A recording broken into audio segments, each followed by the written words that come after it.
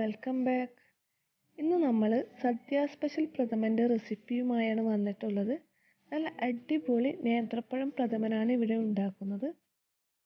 ഇത് വളരെ ഈസിയാണ് ഉണ്ടാക്കാൻ, അതുപോലെ കഴിക്കാനും വളരെ ടേസ്റ്റാണ്. എല്ലാവർക്കും ഇഷ്ടപ്പെടും.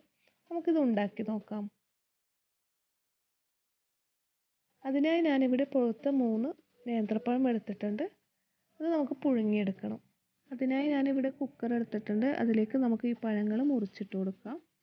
എന്നിട്ട് അതിലേക്ക് 1 ഗ്ലാസ് വെള്ളവും കൂടി ഒഴിച്ച് നമുക്കിത് നന്നായി വേവിച്ചെടുക്കണം.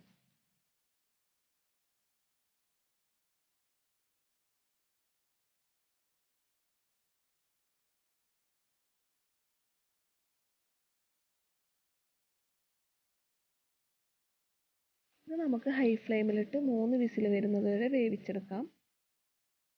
പിന്നെ നമുക്ക് വേണ്ടത് ശർക്കരയാണ്. ഞാനിവിടെ 3 പീസ് ശർക്കര എടുത്തിട്ടുണ്ട്. ഏകദേശം 300 ഗ്രാം ശർക്കരയാണ് കേട്ടോ. അതിലേക്ക് 1/4 കപ്പ് വെള്ളവും കൂടി വെച്ച് നമുക്ക് മെൽട്ടാവാനായി വെക്കണം. ശർക്കരപ്പാനി ഇവിടെ റെഡി ആയിട്ടുണ്ട്. ഇനി നമുക്കിതൊരു അരിപ്പയിലൂടെ അരിച്ച് ഇതിൻ്റെ അഴുക്കൊക്കെ കളയണം. നമ്മുടെ പഴം ഇവിടെ റെഡി ആയിട്ടുണ്ട്. ഇതിനി നമുക്ക് ചൂടാറാനായി വെക്കണം. ആ സമയം നമുക്ക് തേങ്ങാപ്പാൽ എടുക്കണം. ഇവിടെ ഞാൻ 2 തേങ്ങയുടെ പാലാണ് എടുത്തിട്ടുള്ളത്. ഒന്നാം പാലും രണ്ടാം പാലും. ഒന്നാം പാൽ ഞാൻ 1.5 കപ്പ് ആണ് എടുത്തിട്ടുള്ളത്. അതുപോലെ രണ്ടാം പാൽ ഞാൻ 4.5 കപ്പാണ് എടുത്തിട്ടുള്ളത്. അവിടെ പഴം തണുത്ത് വന്നിട്ടുണ്ട്. ഇനി നമുക്കിത് ജ്യൂസിൻ്റെ ജാറിലിട്ട് നമുക്ക് നന്നായി പേസ്റ്റ് രൂപത്തിൽ അരച്ചെടുക്കണം.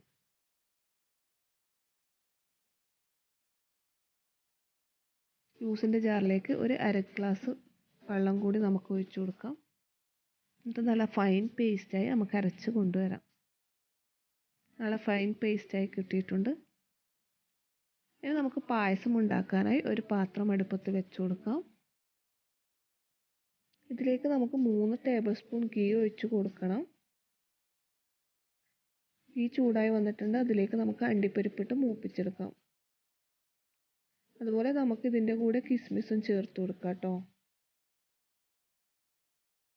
തേങ്ങാക്കൊത്തുണ്ടെങ്കിൽ അതും കൂടി ഇട്ട് കൊടുത്താൽ നമ്മുടെ പായസത്തിന് ഒന്നുകൂടി ടേസ്റ്റ് കൂടി കിട്ടും. നമ്മുടെ അണ്ടിപ്പരിപ്പ് നമുക്കിത് എണ്ണയിൽ നിന്ന് മാറ്റി കൊടുക്കാം.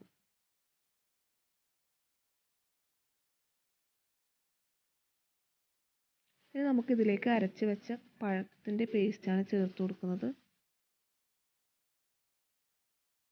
നമുക്കിത് നന്നായി നെയ്യിലിട്ട് വഴറ്റിയെടുക്കണം. അംശമൊക്കെ മാറ്റി നന്നായി ഇതുപോലെ നമുക്ക് വഴറ്റി കൊടുക്കാം. ഒരു 10 മിനിറ്റോളം വഴറ്റി കൊടുത്തതിന് ശേഷം നമുക്കിതിലേക്ക് എടുത്തു വെച്ച നമ്മുടെ ശർക്കരപ്പാനി ഒഴിച്ചു കൊടുത്ത്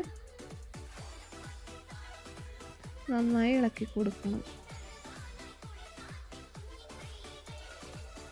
ഇനി നമുക്കിതിലേക്ക് ചേർത്ത് കൊടുക്കേണ്ടത് ഏലക്കാപ്പൊടിയാണ്.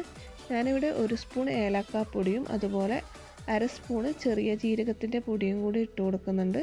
അതും കൂടി ഇട്ട് കൊടുത്ത് നമുക്ക് നന്നായി മിക്സ് ചെയ്തെടുക്കണം.